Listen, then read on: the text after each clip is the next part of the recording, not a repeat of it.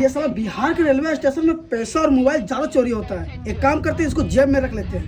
दोपहर के 3:20 पर प्लेटफॉर्म नंबर 3 से रवाना। हाँ, अब आराम से सो जाता हूँ।